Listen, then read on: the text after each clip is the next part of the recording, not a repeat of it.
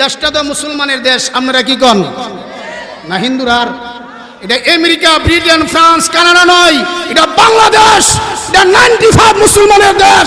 এই দেশ থেকে রাষ্ট্র ধর্ম ইসলাম কোন নাস্তিক বাদ দেওয়ার পাইতারা করলে জাতি মেনে নেবে না, ঠিক না বেটি? এটা মুসলমানের দেশ। এই দেশের মধ্যে যে এইভাবে বেফরদে আর্থসফ আইসো কি? আমরা বিদেশ আইছি, কইতে আইছে আরো জোরে কান। বিদেশ শুধু কি হয়েছে? এই দেশটা তো মুসলমানের দেশ।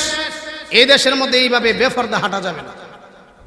এমনি করে দুইজন পুলিশ মহিলা আছে, চাচা কি করি কইছি এই দেশের মধ্যে এইভাবে বেফরদা যাতে না হাঁটে, শার্ট প্যান্ট পিন্দা। শার্ট প্যান্ট তো পুরুষের পোশাক। চাচা অনেক রক্তের বিনিময়ে এই দেশটাকে স্বাধীন করা হয়েছে। এই স্বাধীন দেশের মধ্যে স্বাধীনভাবে চলতে দেন, বাড়াবাড়ি করবেন, ইফটিজিনের মামলা দিয়া 6 মাসের কারাদণ্ড দেওয়া হবে। নাউজুবিল্লাহ, একটু জোরে কর না। এই লোকটা আসিল সর্দার কিসিমের লোক। সর্দার আল্লাহ কুদরতি বুদ্ধি দিছে, ঠিক না বেটি? সবাই কি সর্দারি পারে? আচ্ছা, তোমরা কয়জন হইছ? আগে হইলো 3 আর এখন হইলো 2। কয়জন হইছে? স্বাধীন দেশে যদি তোমরা শার্ট প্যান্ট পিন্দা আটো, তুলে আমিও টুপি খুললা লাগছি, পাঞ্জাবি খুললা, পায়জামা নিচের দিকে টান দিয়ে তুলেছে, 500টা দৌড়। الحمد لله نحمده ونستعينه ونستغفره ونؤمن به ونتوكل عليه ونعوذ بالله من شرور أنفسنا ومن سيئات أعمالنا من يهده الله فلا مضل له ومن يضلله فلا هادي له ونشهد أن لا إله إلا الله وحده لا شريك له ونشهد أن سيدنا ومولانا محمدا عبده ورسوله الذي أرسل إلى الناس كافة بشيرا ونذيرا وداعيا إلى الله بإذنه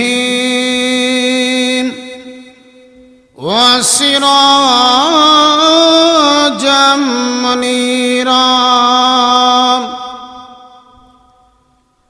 أما بعد فقد قال الله تعالى في كلامه المجيد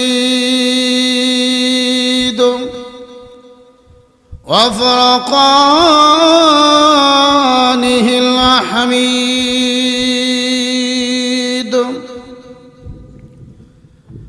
أعوذ بالله من الشيطان الرجيم.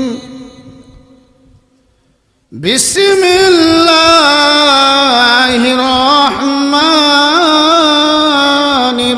الرحيم. والذين جاهدوا فينا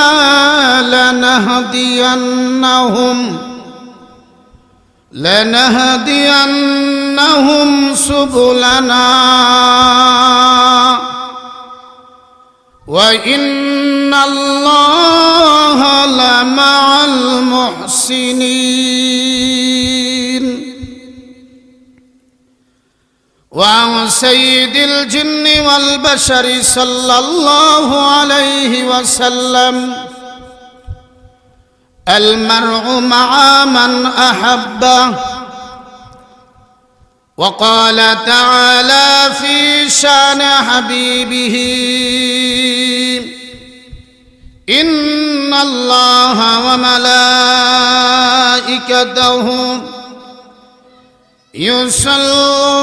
يصلون على النبي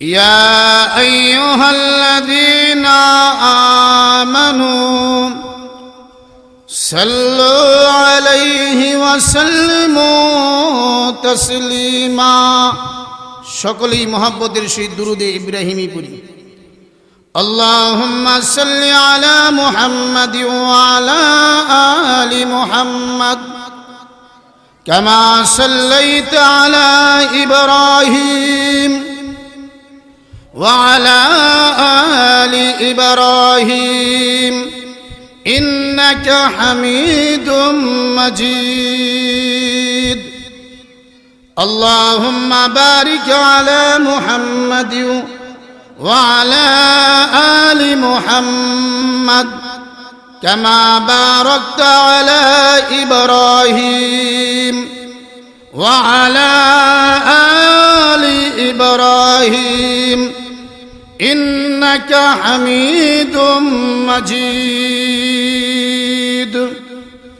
بلغ العلا بكماله كشف الدجى بجماله حسنت جميع خصاله صلوا عليه وآله صلوا وسلم وبارك عليه لا إله إلا الله جرو جرو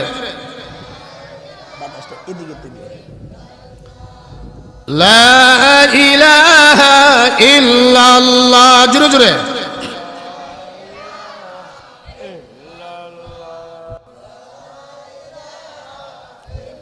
لا إله إلا الله محمد رسول الله صلى الله عليه وسلم চাপরতলা কুতুবুন্নেসা ইসলামিয়া হাফিজিয়া কৌমিয়া মাদ্রাসার উদ্যোগে আয়োজিত অধ্যকার দুয়ার মাহফিলের নেহায়েত কাবিল এহতিরাম জনাব সভাপতি মুআজ্জাজ মুকাররম হযরত উলামায়ে কিরাম মুরব্বিয়ান নিজাম ইসলাম প্রেমিক আমার প্রাণপ্রিয় যুবক ভাইরা পর্দার আড়ালের মা ও বোনেরা মহান প্রভুর দরবারে প্রাণ ভরে শুকর আদায় করছি যে মহান রব্বুল আলামিন আমাদেরকে বর্তমান ফিতনা ফাসাদের যুগে যেই যুগের অধিকাংশ মানুষ অসভ্যতার চরম শিখরে পৌঁছে যাওয়ার পরেও নিজেকে সভ্যতা মনে করে বসে আছে, যেই যুগের মানুষের কাছে কোরআন হাদিস থাকবে কি থাকবে না, দ্বীন ইসলাম থাকবে কি থাকবে না, মসজিদ মাদ্রাসা চলবে কি চলবে না, ওয়াজ মাহফিল চলবে কি চলবে না, দাওয়াত ও তাবলীগ চলবে কি চলবে না, এমন এক দুর্দিন সময় যে সময় নিজেরাও অনেক কাজ করে না, অন্যদেরকে করতেও দেই না, ঠিক না বেঠিক?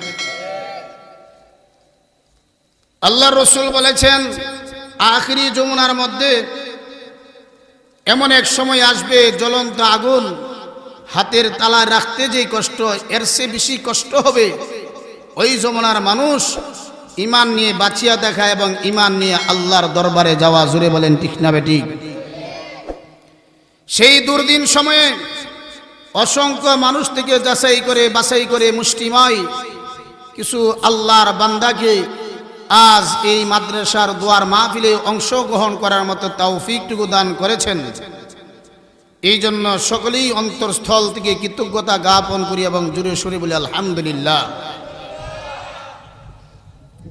আল্লাহ রাব্বুল আলামিন এই পৃথিবীকে কিয়ামত পর্যন্ত বাকি রাখার জন্য যুগে যুগে নবী রাসূল পাঠিয়ে দুনিয়াবাসী মানুষের প্রতি কিছু হুকুম হাকাম আরোপ করেছেন, যাতে করে ওই দুনিয়াবাসী মানুষ ওই হুকুম হাকামের প্রতি আসক্ত হইয়া নেক আমল করে সরল সহজভাবে জান্নাতে যেতে পারে। তাই আল্লাহ রাব্বুল আলামিন এই পৃথিবীর বুকে 2,24,000 নবী রাসূল প্রেরণ করেছেন। জুড়ে বলেন ঠিক না বেঠিক? একটু আস্তে। প্রশ্ন হলো যে এই পৃথিবীর বুকে 2,24,000 নবী রাসূল প্রেরণ করেছেন না 1,24,000 পয়গম্বর? মানব কোনটা, ঠিক না বেটি? মদিনা ইউনিভার্সিটির ভাইস প্রিন্সিপাল শেখ আব্দুল্লাহ বিন বাজকে জিজ্ঞাসা করা হয়েছিল,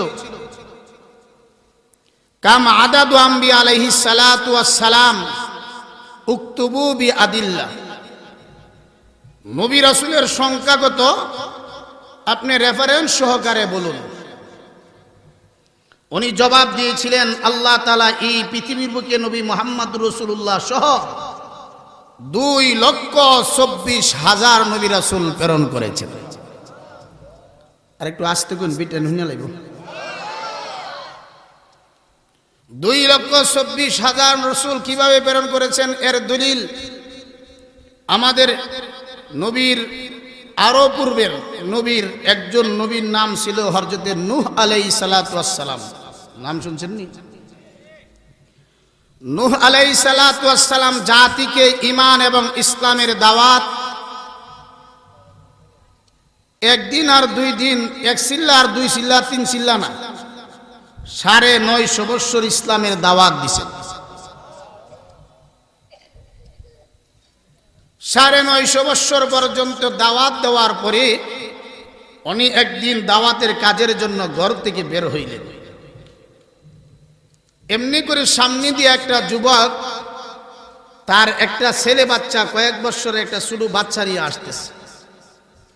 নূহ আলাইহিস সালাতু ওয়াস সালামকে দেখেই বাচ্চাটা বলেন, আব্বা আমাকে নিচে নামায় দাও আর আমার হাতে একটা ডিল দাও, নূহ নবীর একটা ডিল দেই। নাউজুবিল্লাহ, জোরে করেন। আল্লাহর পয়গম্বর নূহ আলাইহিস সালাতু ওয়াস সালামের অন্তরে এই কারবারটা, এই কাজটা অত্যন্ত অন্তরের মধ্যে লেগে গেলেন। আল্লাহ নবী নূহ আলাইহিস সালাতু ওয়াস সালাম মহান আল্লাহ রব্বুল আলামিনকে ডেকে বলেন, আল্লাহ যেই জাতির একটা বাচ্চা আমাকে অপমান করতে তার দ্বিধা হয় না, প্রভু হে বুঝতে পেরেছি এই জাতির চরিত্র একবারে নষ্ট হয়ে গেছে। আল্লাহ একটা কাফেরের বাচ্চা জীবিত থাকতে তোমার গজব বন্ধ করিও না। নূহ আলাইহিস সালাতু ওয়াস সালামের দোয়া কবুল নি? আরো জোরে কোন? হাদিস শরীফের মধ্যে আছে দোয়া 3 ভাবে কবুল হয়। দোয়া করছেন, আল্লাহ এই সাবরতলা গ্রামের সবচেয়ে বড় দুনিয়া আমারে বানাইলো। আল্লাহ বানাইলে সামনে ডাইরেক্ট কবুল করছে, কিন্তু আল্লাহ আমনেরে না দিয়া আমনের ছেলেরে দুনিয়া বানাইছে, এটা আরেকভাবে কবুল করছে। কিন্তু দুনিয়াতে আমনেরও দিছে না, আপনার পরবর্তী আওলাদ জেনারেশনকেও দিছে না। আল্লাহ রসুল বলেন এই দোয়াটা পরকালের জন্য স্টক করে রেখে দেন, পরকালের জন্য জমা করে রেখে দেন। কিয়ামতের কঠিন ময়দানে বলবে, আল্লাহ আমার এই নিয়ামত এত পজিশন কেন? আল্লাহ বলবেন, দুনিয়াতে চাইতে আমি আল্লাহ দিছি না, পরকালের জন্য রেখে দিলাম। তাহলে দোয়া, আল্লাহ রসুল বলছেন আর দোয়াও মুখুল ইবাদা, ঠিক না বেটি? আরো জোরে কন। দোয়া ইবাদতের মগজ। আর আমরা দেশের মধ্যে কত যে ফিতনা। আরেক দল বাড়িছে আহলে হাদিস সালাফিরা, ঠিক না বেটি? তাদের শ্রদ্ধার নাম হলে আহলে হাদিস, তারা দোয়া কেমনে বাদ দিউন যা খালি এই ফাই তারা, ঠিক না বেটি? কিছুদিন আগে এমনও শুনছি সরাইলের মধ্যে টাকা দিয়া মুসল্লি নিছে, নাউজুবিল্লাহ। সরাইল এই সালাফিদের মসজিদের মধ্যে মুসল্লি হয় না, এই জন্য দূর থেকে কিছু লোকদেরকে টাকা দিয়া দিয়া সিঞ্জি বইরা লোক নিছে। তারাও ঈমান নষ্ট করার একটা ষড়যন্ত্র চালাইছে। তাদের থেকেও আমাদের ঈমানকে হেফাজত করতে হবে, ঠিক না বেঠিক? জোরে কন। নূহ আলাইহিস সালাতু ওয়াস সালাম দোয়া করছে, দোয়া কবুল করছেন। আল্লাহ রাব্বুল আলামিন বলছেন, হে নূহ নবী আমি আল্লাহ এই গজব দিব, গজবটার নাম হলো প্লাবন, বন্যা। শুনুননি?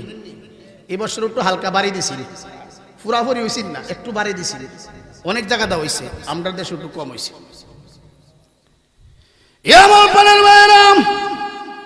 মহান আল্লাহ রাব্বুল আলামিন নূহ আলাইহিস সালাতু ওয়াস সালামকে নবুয়ত দিয়েই জান্নাতি গাছের একটা চারা দিয়েছেন।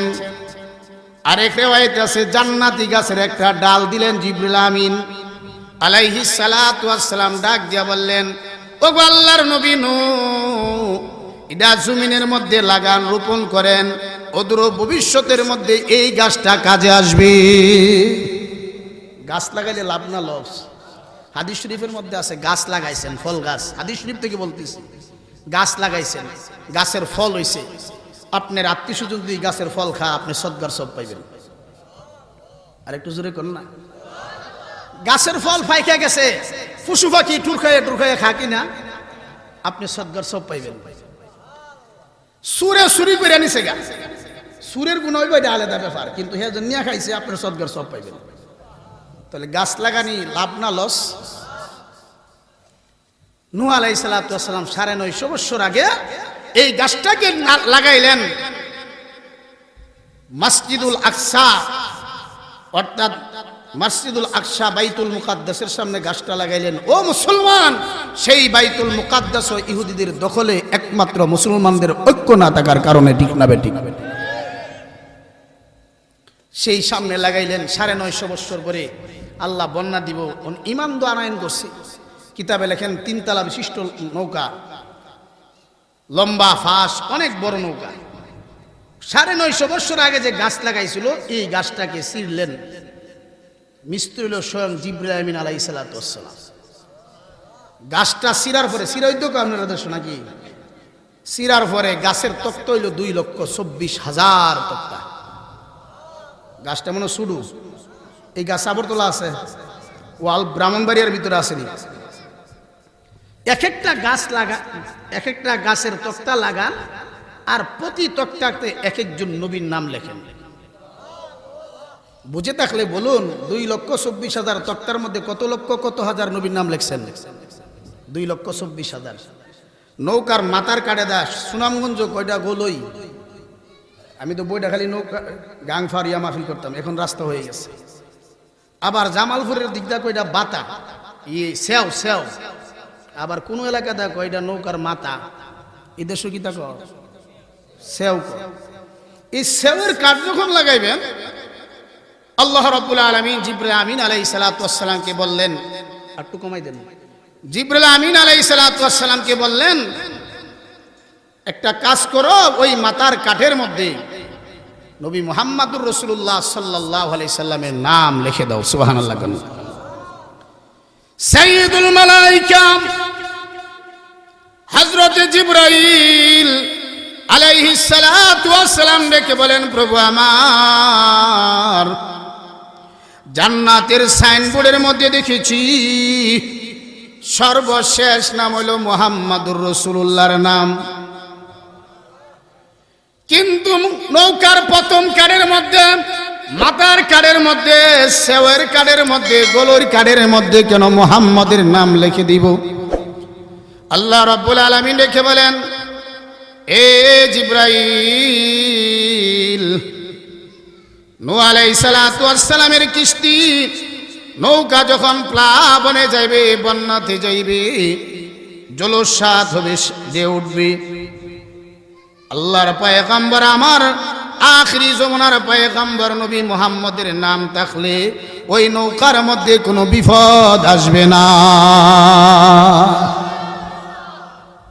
নবীর নাম লিখে দিলে এই জাতি তাফসীরের কিতাবে লেখেন নূহ আলাইহিস সালাতু ওয়াস সালামের নৌকা যখন বানাইছেন, ইমানদারকে লইয়া বাঁচত, নৌকার সাইডের কাঠটা রেখো বাতা, ঠিক না বেটি? এই সাইডের কাঠের মধ্যে বইয়া ফাহেনা টয়লেট করতে আরম্ভ করছে। আর একটু জোরে কর না। টয়লেট করতে করতে করতে করতে একবারে বুড়াই লাইছে। এক জন্ম থেকে অন্ধ দেখছে না, এও গেছে দুষ্টে এই নৌকার সাইডের কাঠের মধ্যে বইয়া ফাহেনা করতে, যেমনি ফাহেনা করতে গেছে এমনি দেবপেদা পড়ছে, ফয়রা করে ডুব মারছে। এটা তো শুধু বড় নৌকা না, 2,24,000 তক্তা লাগছে। লাগার এই ফায়হানার মধ্যে ফরার পরে হের চোখ ভালো হয়ে গেছে। এখন এই জন্মন্ধ পায়খানা তো পায়খানা না, মেডিসিনে ভরা। আর এটা কিতা করি, এমনিতে হের চোখ বালা। এখন এই মেডিসিন যে রোগীর লাগিনে, প্যারালাইসিস রোগীর লাগি নিলে লেপ দিল, প্যারালাইসিস রোগী ভালো হয়ে যাবে। কুষ্ঠ রোগীর লাগি নিলে লেপ দিলে একবারে ফসা ভালো হয়ে যাবে। যেই রোগীর লাগিয়ে নিতেছে, এই রোগীর লাগি কাজ হইতেছে, নিতে কয়েক ফাল্লা দুই আনিছে। আল্লাহ তররে দিয়া বড়াইছি, আর আমি আল্লাহ তরবারি দিয়ে পরিষ্কার করছি। এই দিকটা নূহ আলাইহিস সালাম এক মহিলাকে দাওয়াত দিয়েছেন, ঈমান আনছে পাহাড়ের মধ্যে। নূহ আলাইহিস সালাম বলছেন, মা আল্লাহর গজব বন্যা আইব, বন্যা ওর আগে তোমার বাঁচাইবার জন্য আমি নৌকাতে উঠাম। সুবহানাল্লাহ। আল্লাহ বন্যা দিছে। নূহ আলাইহিস সালাম নৌকার মধ্যে জোড়া জোড়া জোড়া জোড়া মানুষ, একতলাতে মানুষ, আরেক তলাতে পশু পাখি, আরেক তলাতে চারি পায়া জানোয়ার, তিন তলাতে তিন, এইভাবে উঠায় ইমানদারকে নিয়া এই বন্যা থেকে বাঁচলেন। কাফেররা একবারে শেষ, কিন্তু ওই মহিলার কথা নূহ আলাইহিস সালাম ভুলে গেলেন। আল্লাহর পয়গম্বর হযরত নূহ আলাইহিস সালাম চিন্তায় পড়ে গেলেন, আমার ভুলের কারণে মনে হয় মহিলাটা বন্যায় মারা গেছে। আল্লাহর পয়গম্বর হযরত নূহ আলাইহিস সালাম পাহাড়ের অভিমুখে রওনা হয়ে গেলেন। পাহাড়ের অভিমুখে যখন রওনা হয়ে গেলেন, গিয়া দেখেন ওই মহিলা নিজের সুই দিয়া কাপড় সেলাই করতেছে। আল্লাহু আকবার কোন, আরো জোরে কোন। আল্লাহর পয়গম্বর নূহ আলাইহিস সালাম ডাক দিয়ে বললেন, ওগো মা, এই দিক দিয়ে কি বন্যা আসে নাই? ওই মহিলা ডেকে বলেন, ওরে আল্লাহর পয়গম্বর নূহ পয়গম্বর, বন্যা কি আসছে কিনা আমার কোনো জানা নাই। আমি মনে মনে ভাবছি মনে হয় বন্যা আসবো, তুমি আমাকে নেওয়ার জন্য আসলা। সুতরাং আল্লাহ যাকে হেফাজত করে কোনো পরাশক্তি নাই, এটাকে ধ্বংস করা ঠিক না ঠিক? আল্লাহর পয়গম্বর নূহ আলাইহিস সালামের এই নৌকার দ্বারা প্রমাণ, এই পৃথিবীর বুকে নবীদের আগমনের সংখ্যা হলো 2,24,000। ঠিক না বেটি? এই 2,24,000 নবী রাসূল আবার দুই ভাগে বিভক্ত। একদল হলো রসুল আর বাকি সবাই হলো নবী। রসুল কাদেরকে বলা হয়? যাদেরকে নতুন কিতাব, নতুন শরীয়ত দিয়া, আসমানি নতুন কিতাব এবং নতুন শরীয়ত দিয়া পাঠাইছেন, তারা হইল রসুল। রসুলকে নবী বলা যায়, কিন্তু নবীকে রসুল বলা যায় না। দৃষ্টান্ত স্বরূপ হযরত মুসা আলাইহিস সালাম হইল রসুল। ঠিক না বেটি? ওনাকে আল্লাহ রাব্বুল আলামিন আসমানি তাওরীত কিতাব দান করছেন।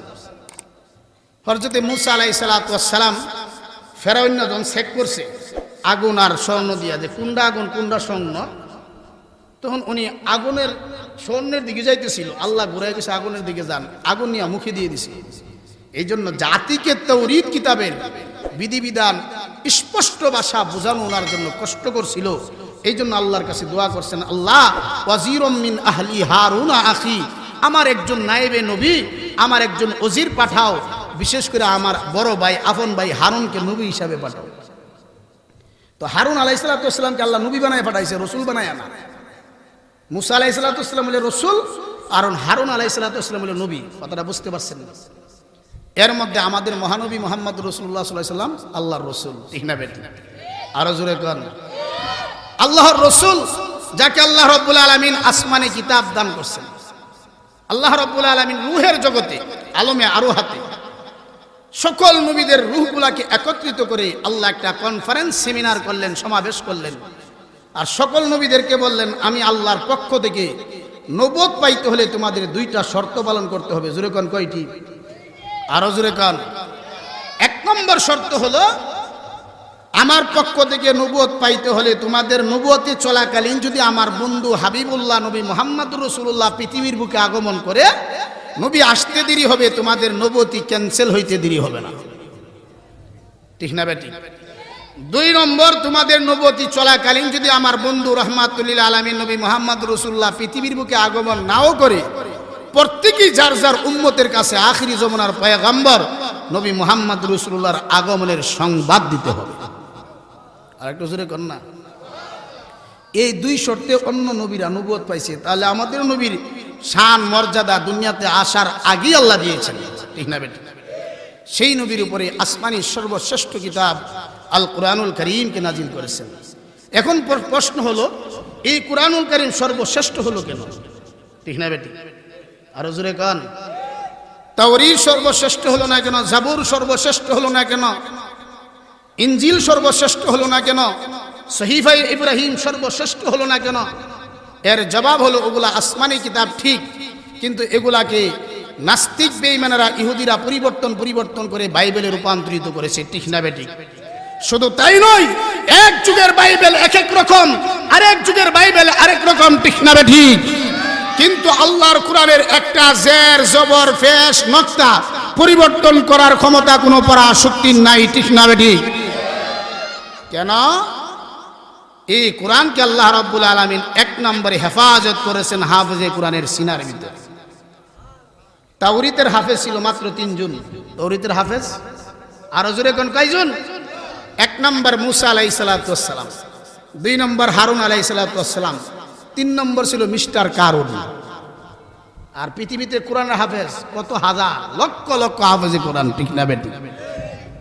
কিন্তু হাফেজে কোরআনের সিনার কোন অংশে আল্লাহ কোরআন হেফাজত করছে? থার্মোমিটার, আলট্রাসোনোগ্রাফি, এক্সরে, কোনলোস্কোপি, অ্যান্ড্রোস্কোপি, আরো যত অত্যাধুনিক চিকিৎসার যন্ত্রপাতি বের হয়েছেন, বের করা সম্ভব হবে? আরো জোরে কোন? 2 নম্বর আল্লাহ নিজে বলেন, ইন্না নাহনু নাযালনায যিকরা ওয়া ইন্না লাহু লাহাফিজুন।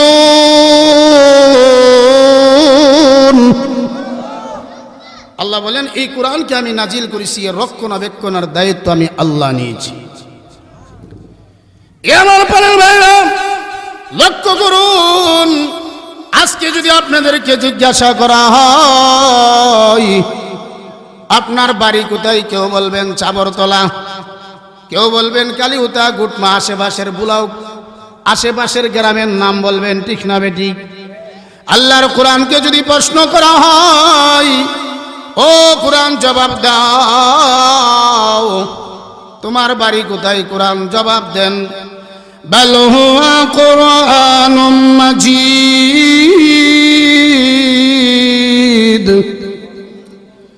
ফি লাওহিম মাহফুজ।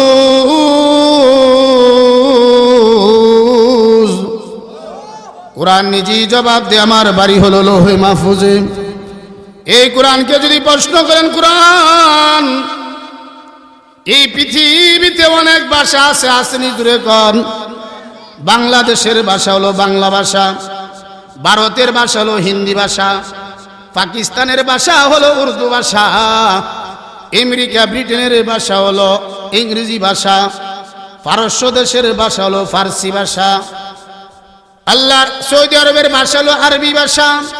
আল্লাহর এই কোরআনকে যদি প্রশ্ন করেন, এই কোরআন তামাম পৃথিবীতে যত ভাষা আছে, এই ভাষাগুলোর মধ্যে তুমি কোন ভাষায় নাজিল হয়েছ?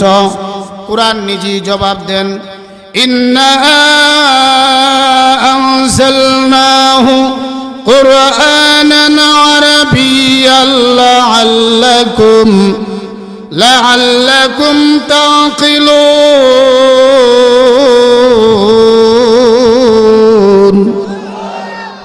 কোরআন নিজেই জবাব দেয়, আমি আরবি ভাষায় নাজিল হয়েছি যাতে করে আরবের লোকেরা সহজে বুঝতে পারে। আল্লাহর এই কোরআনকে যদি প্রশ্ন করেন, কোরআন কোন মাসের মধ্যে নাজিল হইল? আরবি 12টি মাস আছে। কোরআন নিজেই জবাব দেন, শাহরু রমাদান আল্লাযী উনজিলা ফীহিল কুরআন। কোরআন নিজেই জবাব দিয়ে, আমি পবিত্র মাহে রমজানে নাজিল হয়েছি। এই কোরআনকে যদি প্রশ্ন করেন, কোরআন 1 নয় 2 নয়, দীর্ঘ 23 বছরে বিশ্বনবীর উপর কেন নাজিল হইলা?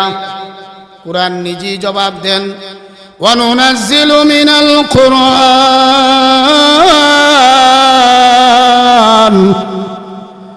মা হুয়া শিফাউ ওয়া রাহমাতুল লিল মুমিনিন।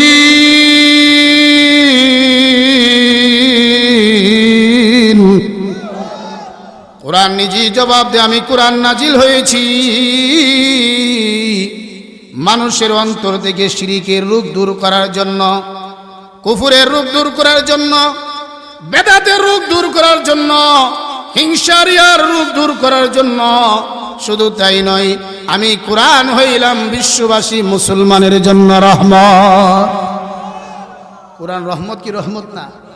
আল্লাহ রসুল বলেন, যে কোরআনের একটা অক্ষর তেলাওয়াত করল আর যে শ্রবণ করল, আমি যে তেলাওয়াত করলাম আর আপনারা যে শ্রবণ করলেন, একটা অক্ষরের তেলাওয়াতের বিনিময়ে তেলাওয়াত করনেওয়ালা এবং শ্রবণ করনেওয়ালা উভয়ের আমল নামার মধ্যে 10টা করে নেকি লিখে দেন। তারপর রসুল বলেন, আলিফ লাম মিম,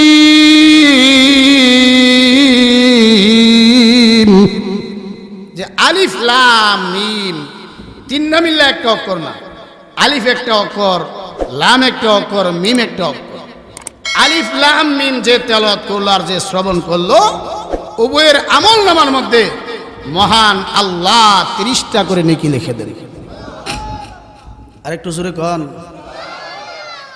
এই কোরআন সরাসরি আল্লাহর জান্নাতি নিয়ামত। কিভাবে? দুনিয়ার গায়করা গান বানানি, আজ প্রতি রাতে জেগে দেখি তোমার আশাই, আছে না নাই? কগি না, এই গানটা বাড়িছে। এখন দেখবেন যুবকেরা ইডই মেমোরি ঢুকাইছে, ইডই মোবাইছে। এটা শুনতে শুনতে কয়েকবার শোনার পরে একটা আরেকটা হুনা হুন গর এটা হচ্ছে গা, এটা হুইনা লাইছি। আর মজা, আর মজা নাই, মজা লাগে না, আছে না নাই? এইভাবে যত গান আবিষ্কার করেছেন সবগুলো একবার দুইবার শোনার পরে যুবকেরা আর শুনে না। কেন? মজা লাগে না, এটা বাদ হয়ে যাবে, এটা হচ্ছে গা। কিন্তু আল্লাহর কোরআনের কাশিস এত মজা, আল্লাহর কোরআনের মজা এত বেশি। মাগরিবের সময় সূরাতুল ফাতিহা পড়া হয় কিনা জোরে কর, আরেকটু জোরে কর না। এশারের সময়, ফজরের সময় যেই কেরাতগুলা জুড়ে 3 ওয়াক্ত নামাজের কথা কইলাম, সাবরতলার কোন ব্যক্তি বলছেন যে হুজুর, মুফতি জুবাইর সাহেব আর কত সূরাতুল ফাতিহা শুনবো, এটা বাদ দিলাম। কইছুন আরো জোরে কোন। আলহামদুলিল্লাহি রাব্বিল আলামিন।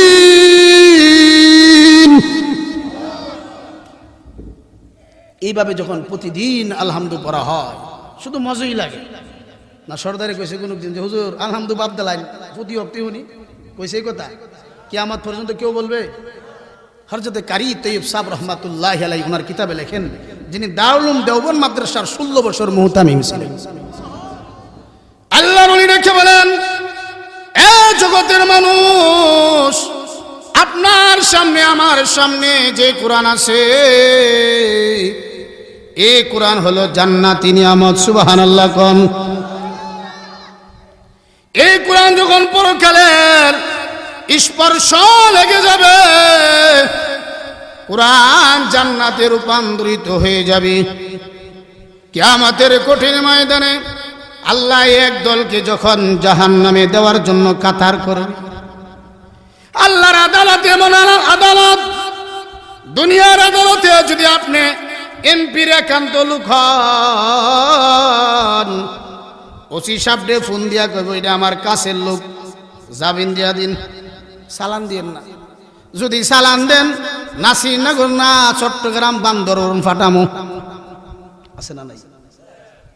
বড়রা যদি সুপারিশ করে দুনিয়ার আদালতে, মামলা হালাক হয়ে যায়। মামু যদি দিতে পারেন, মামু বুঝেন তো, টাকা যদি দিতে পারেন, দুনিয়ার আদালত ঘুরে যায়। ঠিক না বেঠিক? আমার নবী হাদিস শরীফের মধ্যে বলেছেন, আল কুজাতু সালাসাতুন, এই দুনিয়ার বিচারক হলো 3 প্রকার। জোরে কোন, কয় প্রকার? ওয়াহিদুল ফিল জান্নাহ, ওয়াহিদুন ফিল জান্নাহ। আল্লাহর নবী বলেন, এক প্রকার বিচারক জান্নাতে যাবে। ওয়া ইসনানে ফিন্নার, 2 প্রকার বিচারক জাহান্নামে যাইবে। আল্লাহর নবী বলেন, ফা আম্মাল্লাযী, যে ব্যক্তি জান্নাতে যাইবে, ফা আরাফাল হক ফাকাদা বিহি, সঠিক বিচারও বুঝলো, রায়ও সঠিক দিছে। আল্লাহর নবী বলেন, ওই বিচারক মরতে দেরি হবে, আল্লাহর তৈরি জান্নাত দিতে 1 মুহূর্ত দেরি হবে না। আর দ্বিতীয় প্রকার বিচারক এমন বিচারক যে হক বুঝছে ফাসরাল হিকামি ফাহুয়া ফিন্নার, কিন্তু তারে উপরও কোন দিয়া দিল, ঘুষ দিয়া দিল, বিচারের রায় ঘুরাইয়া দিছে। আল্লাহর নবী বলেন ওই বিচারক জাহান্নামী। 3 নম্বর বিচারক করজুলুন কযা আলান্নাসি আলা জাহালিন ফাফিন্নার, বাদী বিবাদীর কথা না শুনই, বাদী বিবাদীর কথা না শুনই রায় দিয়া দিল। আল্লাহর নবী বলেন ঘুষ না খাইলো জাহান্নামী হবি। ও মুসলমান, হাবশা দেশের মধ্যে মুসলমানরা প্রথম হিজরত করে যখন গেলেন তাদের ঈমান বাঁচানোর জন্য, হাবশার বাদশা ছিল নাজ্জাশী, সে ছিল খ্রিস্টান ধর্মের লোক। জোরে কোন ঠিক না বেঠিক? মক্কার লোকেরা হাদিয়া তুফা লইয়া গেছে নাজ্জাশী বাদশার কাছে। ও বাদশা, তারা হলো রাষ্ট্রদ্রোহী, তাদেরকে আমাদের কাছে ফেরত দেন। কেন ফেরত দিব? কোনা তারা হলো রাষ্ট্রদ্রোহী, দেশ থেকে পালাই আইছে, আমাদের কাছে দিয়ে দেন। নাজ্জাশী বাদশা বলে না, আমি বাদী বিবাদীর কথা শুনতে হবে। সুবহানাল্লাহ কোন। মুসলমানের পক্ষে হযরত জাফর রাদিয়াল্লাহু তাআলা আনহু দাঁড়ায় গেলেন। নাজ্জাশী বাদশা জিজ্ঞাসা করলেন কারণ কি? এমনি করে ডাক দিয়া বললেন, বাদশা জাহাপনা, আমরা ছিলাম অন্ধকারেচ্ছন্ন, মারপিট, জুলুম, সুদ, ঘুষ, চুরি, ডাকাতি, জিনা, ব্যভিচার আমাদের সমাজের মধ্যে ব্যাপক হারে চলেছিল। নাউজুবিল্লাহ কোন, আরো জোরে কোন। এই জিনা মনে বাংলাদেশও নাই, আরো জোরে কোন। সরকার এখন সর্বোচ্চ আইন, মৃত্যুদণ্ড আইনের মন্ত্রী পরিষদে এটা আলোচনা করেছেন। আমরা চাই মন্ত্রী পরিষদে নয়, শোনা দেওয়া হোক। জোরে কোন ঠিক না ঠিক? শুধু মৃত্যু আইন নয়, আমরা চাই এই দেশের নারীদেরকে হেজাবের আইন পাস করা হোক। কারণ নারীদেরকে বেপরদা লেলাইয়া দিলে আল্লাহর কসম করে বলি কোন আইন দিয়ে দর্শন বন্ধ করা সম্ভব হবে না। ঠিক না ঠিক? দৃষ্টান্ত, যদি আপনি বালা করে একটা কই মাছ, দেশি কইস মাছ, এখন তো মাছ পাওয়া যায়, ঠিক না ঠিক? বালা করে বাইজা এক বিড়াল লেগেছেন, ও বিড়াল এই মাছটা খুব কষ্ট করে ধরে আনছে, বাইজা রাখছি, প্লেটও রাখছেন না, এটা খাইস না, খাইলে 5টা বেতের আঘাত করবে। এই বিড়াল বলবে মাছ আমি খামো, 5 টাকারে 10টা দিস, ঠিক না বেটি? কেন এটা ডাকা না? ঠিক তেমনি ভাবে নারীদেরকে বেপরদা ছাইরা দিবে আর বলবে দর্শন বন্ধ করুক। যেহেতু আইনই করুক, দর্শন বন্ধ হবে না, ঠিক না বেটি? আল্লাহ রসুল বলছেন সিনফানে মিন আহলিন নার, 2টা দল জাহান্নামের অধিবাসী, লাম আরহুমা, আমি রসুল তাদেরকে দেখব না। এই 2টা দলটা আমি দেখব না। কওমুম মাহুম সিয়াতুন কাআজনাবিল বাকার, একদল বাইর হবে, গুরুল লেজের নেই, অস্ত্র নিয়ে রাস্তার মধ্যে ডাকাতি করবে। এ দল বেরোইছে না? আরো জোরে কন।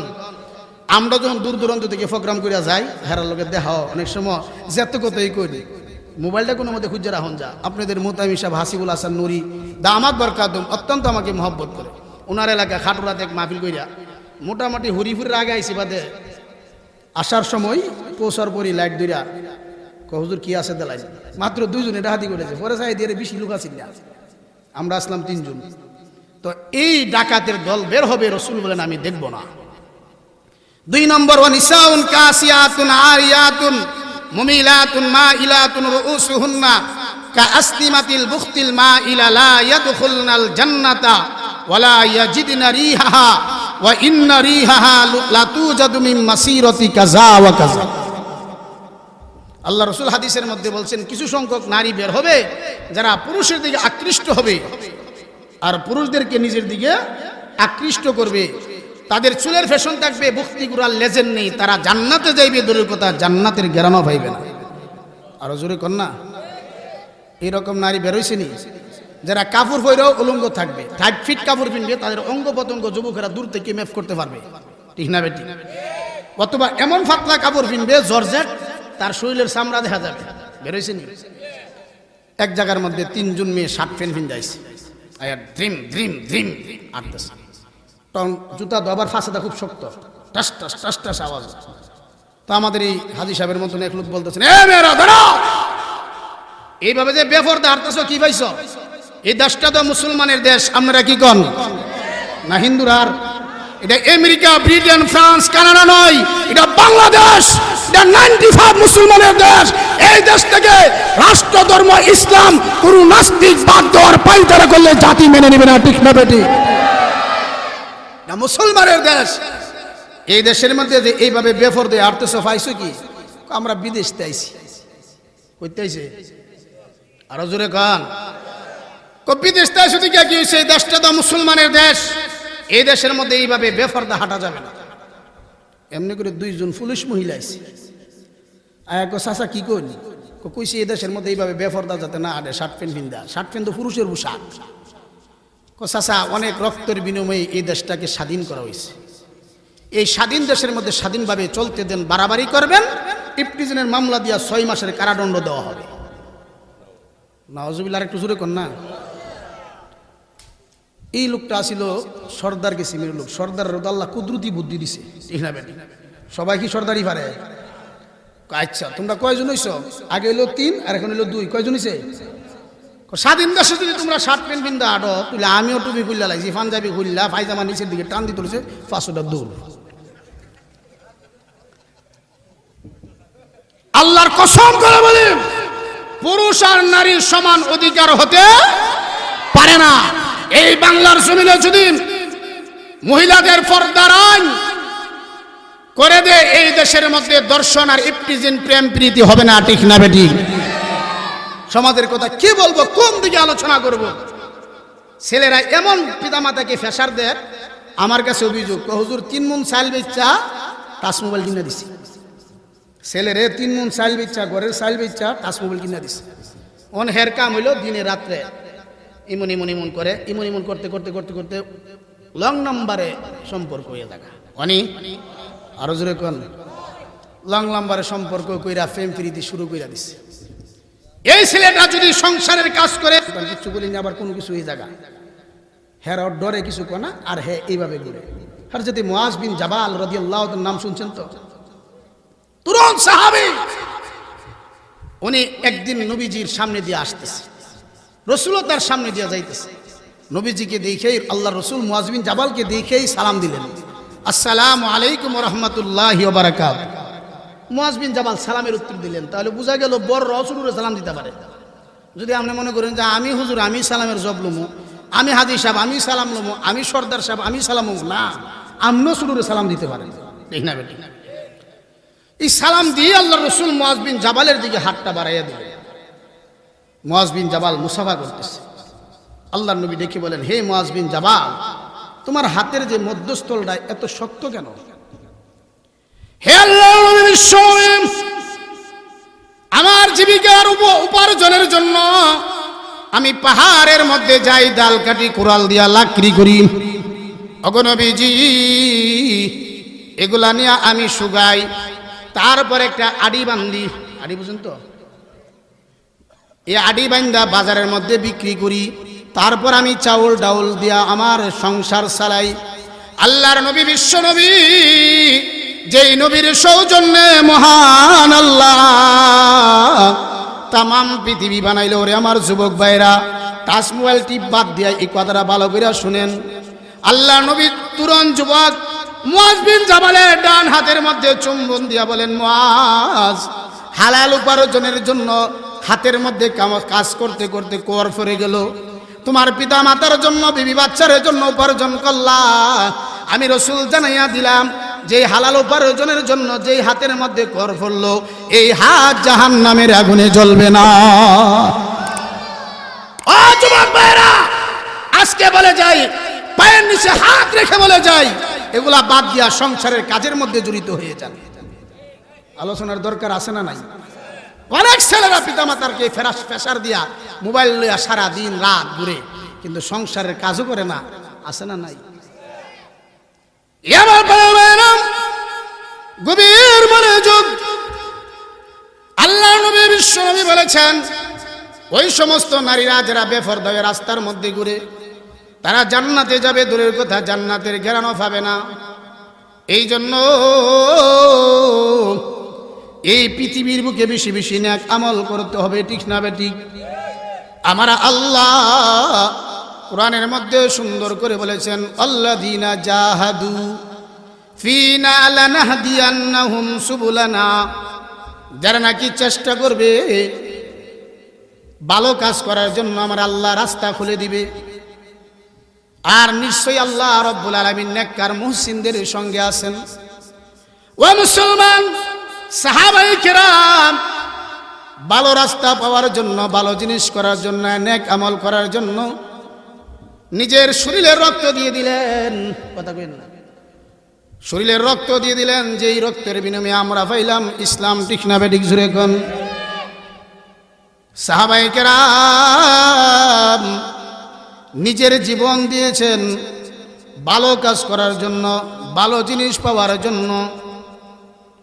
আল্লাহর নবীর একজন সাহাবী, যার নাম হইল হযরতে সালমান ফারসি রাদিয়াল্লাহু তাআলা আনহু, নাম শুনছেন নি? আরো জোরে কোন। উম্মতে মুহাম্মাদের মধ্যে সবচেয়ে বেশি হায়াত পাইছেন ওই সাহাবী। কিতাবে লেখেন 250 বছর হায়াত পাইছে। উম্মতে মুহাম্মাদের মধ্যে সবচেয়ে বেশি হায়াত পাইছে এই সালমান ফারসি সম্পর্কে বিশ্বনবী রাহমাতুল লিল আলামিন সালমান ফারসির কাঁধের মধ্যে হাত রেখে বলেছেন, ঈমান যদি আকাশের মধ্যে থাকতো, তারকার মধ্যে থাকতো, আমার সালমান ওই ঈমান সুদূর তারকা থেকে গ্রহণ করতো। আর আমরা তো বেশি না, যে 3 দিনে লাগে যাই না। ভাই সাহেব, গরুটা যে দোয়ান লাগে, প্রতিদিন দুধ বিছুন লাগে। এই বুড়া বেড়া, তুমি যে এখন দুধের লাগি তবলিগো যাও না, তোমার দয়ে কোনো ঠিক নাই, আত্মাহিয়তে ঠিক নাই, দুরূদ শরীফ ঠিক নাই। আজকে আমি ফেসবুকের মধ্যে দেখছি এক উকিল জানাজার মধ্যে গেছে, বাফের জানাজা, তৃতীয় তকবীর উপর একটা সিল্লি মারছে। ইমাম সাহেব মনে করছে বাফের হৃদয় বিরহ বেদনা মনে জাগছে।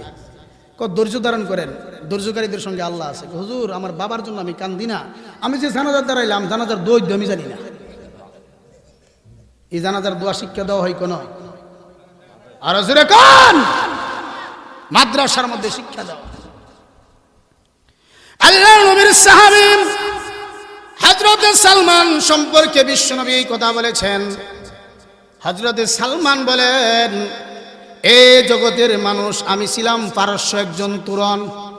তরুণ বুঝছেন তো? যুবক। আমার বাড়ি ছিল ইস্পাহানের মধ্য ইরানের জাইয়ান নামক গ্রামে আমি জন্মগ্রহণ করেছি। আমার আব্বা ওই গ্রামের সবচেয়ে বড় সর্দার এবং দৈনাট্য লোক ছিলেন। যেমন বড় সর্দার ছিলেন, এমন বড় টাকাওয়ালা ছিল। আমি মাত্র এক বাবার এক সন্তান, আমার কোনো ভাই বোন ছিল না। যেই কারণে আমার আব্বা আমাকে পাগলের মতো আদর করতো। জোরে কোন সুবহানাল্লাহ। বিশাল সম্পদের অধিকারী, আবার একটা ছেলে, আদর কম করছে না বেশি করছে? আরো জোরে কোন। ও মুসলমান, আমার আব্বা আমাকে এত ভালোবাসতেন, এত মোহাব্বত করতেন, আমি যেন বখাটে ছেলেদের সঙ্গে আমি মিলিত না হই। গভীর মনোযোগে সাবরদার মুসলমান, আমি যেন বখাটে ছেলেদের সঙ্গে আমি মিলিত না হই। কুমারী মেয়েদেরকে পর্দা করার জন্য যেমন ভাবে বাড়িটা বাউন্ডারি করতে হয়, আমার আব্বা আমার বাড়িটাকে এমন ভাবে বাউন্ডারি করে দিলেন যেন আমি বাড়ি থেকে বের না হতে পারি।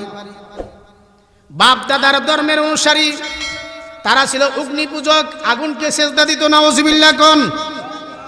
আগুন সেজদা, গাছ সেজদা, সূর্য চন্দ্র সেজদা, মূর্তি সেজদা, সবগুলা। একটু জিকির করেন আর গান একটু জিকির করেন। লা ইলাহা ইল্লাল্লাহ। আমার পরে জুনায়েদ আল হাবিবি আসতেছেন। ইল্লাল্লাহ। সবাই আমরা শান্তশিষ্টভাবে বসি। আমাদের আল্লামা জুনায়েদ আল হাবিব সাহেব ইনশাআল্লাহ নোয়াপাড়া এসে পড়ছেন। এই জন্য আমরা যারা এখনো বাড়ি ঘরে আছি, চলে আসি আজকের সবার প্রধান অতিথি, প্রধান আকর্ষণ, বিশিষ্ট আলেম দ্বীন দিয়া বলেন আমার আব্বা আমাকে পাগলের মতো আদর করতেন, সুবহানাল্লাহ কোন।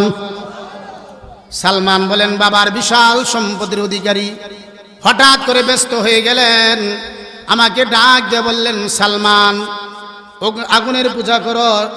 এই অগ্নি পূজার বড় দায়িত্ব এবং উপাসনার সভাপতির দায়িত্ব দিলেন সালমানকে। ও সালমান, জৈবন কাল পর্যন্ত পৌঁছে গেলা, বাবা কোনো দিন কোনো কিছু বলি নাই। সালমান রে, আমি ব্যস্ত হয়ে গেছি। আমি আজকে আমাদের ক্ষেত খামারের ফসলের অবস্থা এবং কর্মচারীদের অবস্থা দেখার জন্য একটু মেহরবানি করে যাইবা। কত বছর পরে বাপ ছেলের আদেশ করছে, জৈবন কালে পৌঁছার পরে আদর কম করছে না বেশি করছে? এটা গর্ব হয় খালি খাওয়াইছই, এত শান শকতের ভিতরে সালমান। ও মুসলমান, গভীর মনোযোগ। হযরতে সালমান বলেন আমাদের ক্ষেত ভূমি দেখার জন্য, জমি দেখার জন্য রওনা হয়ে গেলাম। রাস্তার মধ্যে গিয়ে দেখি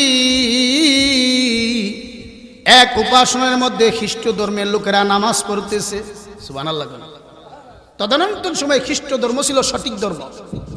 সালমান তাদের পার্শ্বে দাঁড়াইয়া গেলেন, সারাদিন তাদের ইবাদত বন্দেগী জিকির আজকারের অবস্থা দেখলেন। সালমান দেখে বলেন ও মুসলমান, আমরা যে আগুনের পূজা করি এর সে দেখি তাদের ধর্ম কাজটা অনেক ভালো। সারাটা দিন এই জায়গার মধ্যে কেটে দিলাম, আসার পথে জিজ্ঞাসা করলাম তোমাদের এই ধর্মের মূল কেন্দ্র কোথায়? তারা বললেন এই ধর্মের মূল কেন্দ্র হলো সিরিয়াতে। সুবহানাল্লাহ। ইসলাম ধর্মের মূল কেন্দ্র কোথায় জুড়ে কোন? মক্কাতে। সালমানকে বললেন এই মূল কেন্দ্র হলো সিরিয়াতে।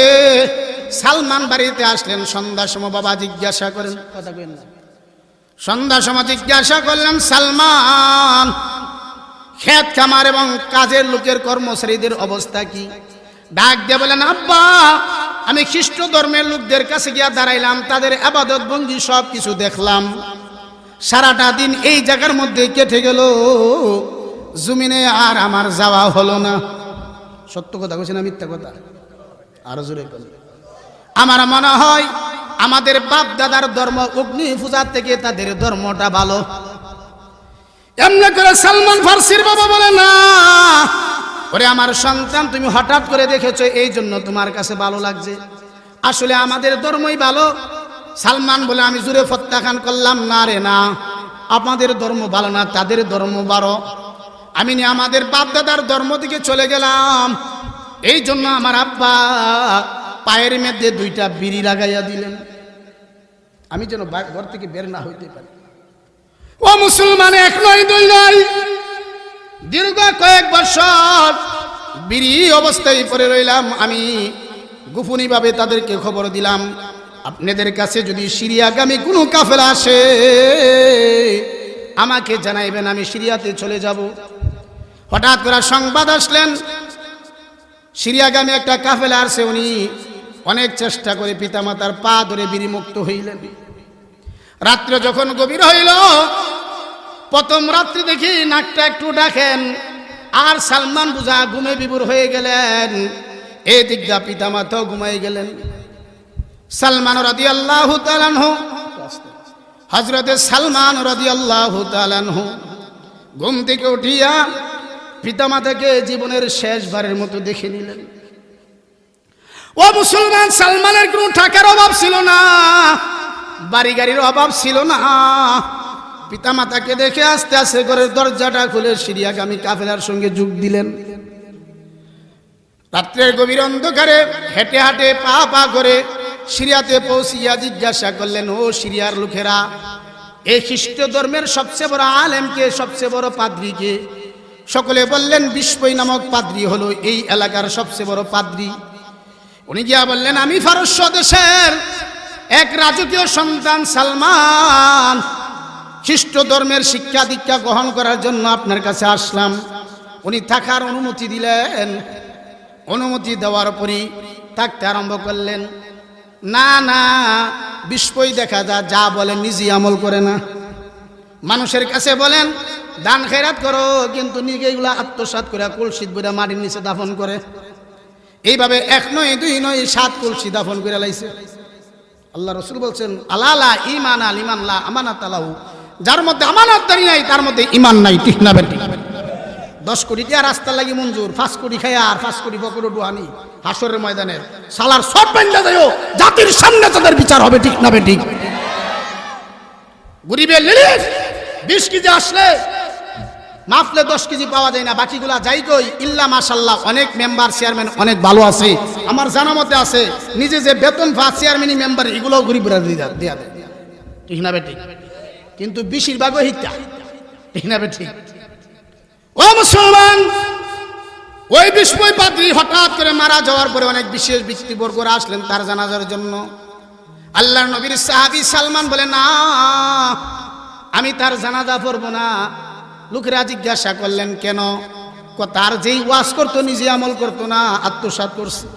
অভিযোগ দিয়া 7টা কলসি যখন তুলে দিলেন, সকলেই তাকে শুলিতে সরাইয়া পাথর মারতে আরম্ভ করলেন। নাউজুবিল্লাহ। তার স্থানে আরেকজন পাদ্রী, অতি সংক্ষেপে বলতেছি আরেকজন পাদ্রীকে নিযুক্ত দেওয়া হলো। ওই পাদ্রীকে যখন নিয়োগ দেওয়া হলো, ওই পাদ্রীর মধ্যে দেখা যায় কথা এবং কাজে ঠিক আছে, আমলও বালা। এইভাবে থাকতে থাকতে হঠাৎ করে ওই পাদ্রী অসুস্থ হয়ে গেলেন। সালমান ডেকে বলেন, পাদ্রী আপনার ইন্তেকালের পরে আমি কোথায় যাব, কার কাছে যাইব? খ্রিস্ট ধর্মের শিক্ষা দীক্ষা গ্রহণ করার জন্য। এমনি করে পাদ্রী ডাক দিয়ে বলেন, সালমান আমার ইন্তেকালের পরে খ্রিস্ট ধর্মের উপর প্রতিষ্ঠিত আর কোনো লোক নাই, তুমি মৌসুলে চলে যাইবা। মৌসুলের মধ্যে একজন পাদ্রী আছে, সে খ্রিস্ট ধর্মের উপর প্রতিষ্ঠিত। ও আমার চাবর তোলার বাইরা গভীর মনোযোগ দিয়ে শুনতে হবে। ওনার ইন্তেকালের পরে মৌসুলে চলে গেলেন। ওই পাদ্রীকে পূর্বের ইতিহাস বললেন, কিভাবে আসলেন। উনিও থাকার জন্য অনুমতি দিলেন। ওনার কাছেও দীর্ঘ কয়েক বছর কাটাইবার পরে দেখা যায় তিনি অসুস্থ হয়ে গেলেন। হযরত সালমান ডেকে বলেন, হুজুর আপনার ইন্তেকালের পরে আমি কার কাছে যাব, কার দুয়ারে যাইব জানতে চাই। এমনি করে ওই পাদ্রী বলেন, সালমান আমার ইন্তেকালের পরে নাসিবাইনে একজন পাদ্রী আছে, সে খ্রিস্ট ধর্মের উপর প্রতিষ্ঠিত, তার ছাড়া আর কোনো আমার জানা নাই। কথা বললেন, ওনার কাছে আরো কয়েক বছর থাকলেন। হঠাৎ করে দেখেন তিনি অসুস্থ হয়ে গেলেন। সালমান জিজ্ঞাসা করেন, হুজুর আপনার ইন্তেকালের পরে আমি কোথায় যাইব, কার কাছে যাইব? ডাক দিয়ে বললেন, সালমান এই পৃথিবীতে আম্মুরিয়ার একজন পাদ্রী আছে, তাছাড়া খ্রিস্ট ধর্মের উপর প্রতিষ্ঠিত কোনো লোক আছে আমার জানা নাই। আমার ইন্তেকালের পরে তুমি আম্মুরিয়াতে চলে যাইবা। সুবহানাল্লাহ। দিন শিখার জন্য সালমান কেমন কষ্ট করতেছে ভালো করে স্মরণ রাখেন। আম্মুরিয়াতে গেলেন, পাদ্রীর কাছে গিয়া সব ঘটনা বললেন, শিক্ষা দীক্ষা গ্রহণ শুরু করলেন। এই অবস্থা উনি চেষ্টার মাধ্যমে কিছু গাভী এবং বকরির মালিক হয়ে গেলেন। হঠাৎ করে দেখেন আম্মুরিয়ার পাদ্রী গভীর অসুস্থ হয়ে গেলেন। ডাক দিয়ে বললেন, হুজুর এই পৃথিবীর জমিন থেকে যদি আপনি বিদায় হয়ে যান, আমি কার কাছে যাব, কার আশ্রয় নিব? আম্মুরিয়ার পাদ্রী রেখে বলেন, সালমান রে এই পৃথিবীর বুকে আমার ইন্তেকালের পরে আর কেউ এমন খ্রিস্ট ধর্মের উপর প্রতিষ্ঠিত আছে আমার জানা নাই। কিন্তু আরব ভূমিতে অতি শীঘ্রই আখরি যমুনার পয়গম্বরের আবির্ভাব হবে। নিজের জন্মস্থান হিজরত করে খেজুর বাগানের শোভিত অঞ্চল, কালো পাহাড়ের ঘেরা খেজুর বাগানের এলাকা মদিনাতে হিজরত করবে। আল্লাহর পয়গম্বর সালমান, হযরতে আল্লাহর পয়গম্বরের সাহাবী সালমান চোখের পানি ছেড়ে দিলেন, হুজুর ওই আখরি যমুনার পয়গম্বর, উনাকে আমি কিভাবে চিনব, উনার কি আলামত থাকবে? আম্মুরিয়ার পাদ্রী বললেন, সালমান রে উনাকে চিনার 3টা নিদর্শন আছে। জুরে কোন কয়টা? আরো জুরে কোন। 1 নম্বর নিদর্শন হলো উনি হাদিয়া গ্রহণ করবেন, নিজে খাইবেন। 2 নম্বর নিদর্শন হলো উনি সৈয়দ বংশের হইবেন, সদগা ফেতরা গ্রহণ করবে না, সদগা গ্রহণ করবে না, হাদিয়া গ্রহণ করবে না। তিন নম্বর আলামত হলো ওনার কাদের মধ্যে দুইটা মোহরের নবুয়ত থাকবে। এই জন্য বনি হাশেম সৈয়দ বংশের জন্য তারা গরিব হইল, যাকাত ফিতরা সদকা হওয়া হারাম, ঠিক না বেটি? আম্মুরিয়ার পাদ্রী দুনিয়া থেকে বিদায় হয়ে গেলেন। সালমান বলেন আরো দীর্ঘ সময় কয়েক বছর পর্যন্ত আম্মুরিয়ার পাদ্রীর কাছে আমি অবস্থান করতেছি। এতেকালের পরে আমি এই গ্রামের মধ্যে আরো দীর্ঘ কয়েক বছর কাটাইলাম। হঠাৎ করে শুনলাম আরব দেশ থেকে কালো গোত্রের একজন বাণিজ্যিক কাফেলা এখানের মধ্যে আসছেন। আমি ডেকে বললাম, হে আরবের বৈনিক কাফেলা, তোমরা যদি আমাকে আরব দেশের মধ্যে পৌঁছাইয়া দাও, আমার এই গাভী এবং বকরিগুলা তোমাদেরকে আমি দিয়ে দিব। কালো গোত্রের লোকেরা মনে মনে ভাবলেন, কয়েকটা গাভী অনেকগুলা বকরি কম না, এর বিনিময়ে আমরা তাকে আরব দেশের মধ্যে পৌঁছাইয়া দিব। এই গাভীগুলা যখন বললেন ঠিক আছে তুমি দিয়ে দাও, সালমান বলেন সঙ্গে সঙ্গে আমার গাভী এবং বকরিগুলা তাদের কাছে দিয়ে দিলাম। তাদের সফর সঙ্গী হইলাম ওয়াদাইল কুরাই, মদিনা এবং সিরিয়ার মধ্যবর্তী স্থানে নিয়া। ওই সমস্ত লোকেরা আমার গাভী এবং ছাগলের বকরি নিয়া আমার সঙ্গে গাদ্দারি করলো। কি গাদ্দারি জানেননি? গোলাম হিসাবে এক লোকের কাছে বিক্রি করে দিলেন। সালমান রাদিয়াল্লাহু তাআলা আনহু বলেন, আমি গোলামের জীবন কাটাইতে আরম্ভ করলাম। আমাকে আমার মালিকে নিয়ে গেলেন আরব দেশের মধ্যে। বনি কুরাইজা গোত্রের এক তার চাচাতো ভাই, ওই ভাইয়ের সাথে সাক্ষাৎ করতে আসি আমাকে কিনে নিয়ে গেলেন মদিনাতে। মদিনাতে গিয়ে আমি দেখলাম খিজুর বাগানের দৃশ্য, যার কথা আমার আম্মুরিয়ার পাদ্রী ভবিষ্যৎবাণী দিয়েছিলেন। ওই জায়গার মধ্যে মদিনাতে আল্লাহ নবীর সাহাবী রাজকীয় ফারসের তুরন গোলামের জীবন কাটাইতেছেন খিজুর বাগানের মধ্যে কাজ করে। মালিক যা বলেন তাই করতে হয়। হঠাৎ করে খিজুর বাগানের মধ্যে উঠলেন, খিজুর বাগান থেকে খিজুর পারলেন। প্রথম দিন খিজুরের বিচুগুলা আলাদা করে মালিককে বলেন, সালমান রে, আমি তোর এমন মালিক, এই খিজুর গাছগুলা তুমি আমি যেই সময় বলবো এই সময় লাগাইবি। আর এই খিজুর গাছ হইব, খিজুর ফাঁকবো, খিজুর ফরবো, তাহলে তোমার আজাদ করবো। চিন্তা করছেন? আমাদের দেশে একটা প্রবাদ আছে, দাদা লাগা আর বাপে এই গাছ লালন করে নাতিয়ে খা, এটার নাম হইলে খিজুর গাছ, ঠিক না বেটি? অল্প দিনেও অনেক দিনেও খিজুর গাছ, তাল গাছ, এগুলো অনেক দিনই হয়। 2 নম্বর হলো সালমান, তোমার পক্ষ থেকে 1600 দিরহাম টাকা যদি আমাকে কেউ দান করে তোমাকে আজাদ করব। হযরতে সালমান এত বড় শরতের ভিতর দিয়া গোলামের জিন্দেগি করতেছে। হঠাৎ করে দ্বিতীয় দিন আবার গাছের মধ্যে উঠলেন। এমনি করে একজন লোক আসিয়া তার মালিকের কাছে বলতেছেন, আউস এবং খাজরার পুত্ররে আল্লাহ ধ্বংস করুক। সে একজন লোককে কেন্দ্র করে বাপ দাদার ধর্ম ছাইরা দিয়েছে, যার নাম হলো মুহাম্মদ। তিনি কুবার মধ্যে আগমন করেছে। সালমান বলেন, হে জগতের মানুষ, এই খবরটা যখন আমার গাছের মধ্যে কানের মধ্যে পৌঁছলো, আমার শরীরের মধ্যে কম্পন এসে গেল। আমার মনে হয় আমি গাছ থেকে আমার মালিকের মাথায় পড়ে যাব। আমি আস্তে আস্তে নামলাম, এই লোকটাকে জড়ায় ধরে বললাম, আপনি কি বলছেন আবার বলেন। এমনি করে আমার মালিক কলারের মধ্যে ধরে আমাকে গুসাইতে আরম্ভ করলেন। দরকার তুই কস, এটা জানার দরকার নাই, কিন্তু আমার কানের ভিতরে কবার কথাটা ঢুকে গেছে। রাত্র যখন হলো, মালিক যখন ঘুমাইয়ে গেল, আমি কিছু সদকার খিজুর নিয়ে আল্লাহর নবীর দরবারে উপস্থিত হয়ে গেলাম। ডাক দিয়া বললাম, ইয়া রাসূলুল্লাহ, ইয়া হাবিবাল্লাহ, ওগো নবীজি, এই নেন, আপনি হিজরত করে আসছেন, সদকার খিজুর রাখলাম। নবীজি গ্রহণ করেছেন, সাহাবীদেরকে খেতে বললেন, নিজে খাইলেন না। সুবহানাল্লাহ। একটা নিদর্শন চিনে গেলেন, সদকা উনি গ্রহণ করে নাই। 2 নম্বর আলামত হলো, পরের দিন নিজের পারিশ্রমিক কিছু খিজুর নিয়ে গেলেন। নেওয়ার পরে উনি গ্রহণ করলেন, নিজে খাইলেন, সাহাবীদেরকে খাওয়াইলেন। সুবহানাল্লাহ। দ্বিতীয় নিদর্শন, হাদিয়া গ্রহণ করবেন, যদি সদকা না হয় এর আলামত ঢুকলেন। বাকিউল গারকাত, তদানন্তন সময়ে জান্নাতুল বাকি গুরুস্থানের আরেক নাম ছিল বাকিউল গারকাত।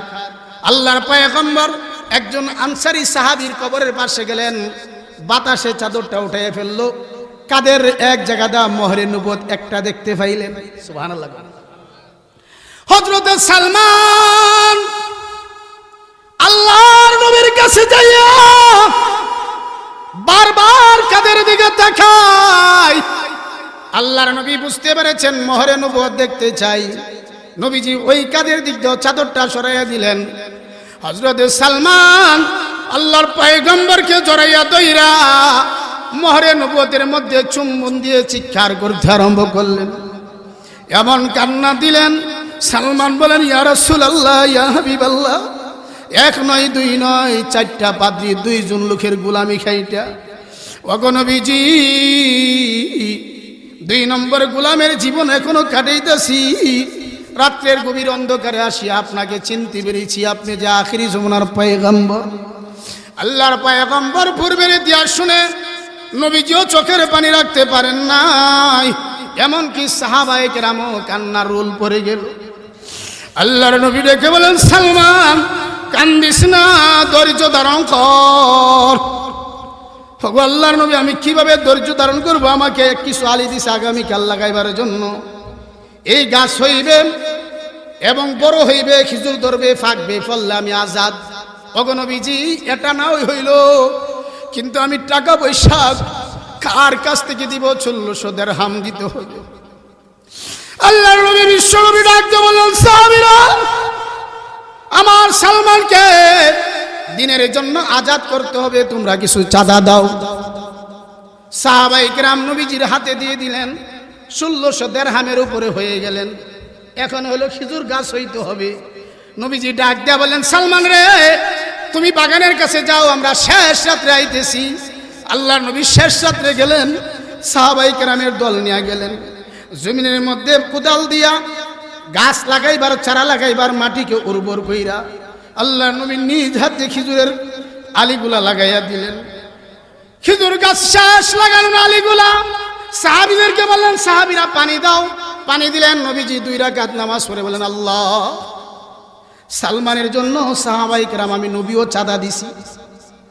আল্লাহ, এখন যদি গাছগুলাকে তুমি বড় কইরা খেজুর ধরাইয়া পাকাইয়া দাও, সালমানকে দিনের জন্য আজাদ করা সম্ভব। আল্লাহর নবী গাছগুলা লাগাইয়া 2টা হাত উত্তোলন করে যখন চোখের পানি ছেড়ে দিলেন, এমনি করে দেখা যায় গাছের চারা হইয়া আস্তে আস্তে বড় হইয়া মুহূর্তের মাধ্যমে গাছ হইয়া খেজুর হইয়া পাইকা খেজুরগুলা পড়তে আরম্ভ করলে। ও আমার পারের ভাইরা, আল্লাহ নবীর দুয়ার বরকতে মুজিজায়ে খেজুর গাছ হলেন। ইহুদির কাছে 1600 দিরহাম দিয়া সালমানকে আজাদ করে দিলেন দিনের জন্য। এই দিনের বাগানের মাদ্রাসা, যেখান থেকে কোরআনের হাফেজ হয়, ঠিক না বেঠিক? আরো জোরে কোন। যেখান থেকে আলেম হয়, যেখান থেকে অলিফুরি হয়, যেখান থেকে জুনায়েদ আল-আবিবি হয়, এমন বড় বড় আল্লামা মামুনুল হক জন্ম হবে যেখান থেকে। এই দিনের বাগানকে নিজের জান মাল দিয়া সহযোগিতা করার দরকার আছে না নাই? আরো জোরে কোন।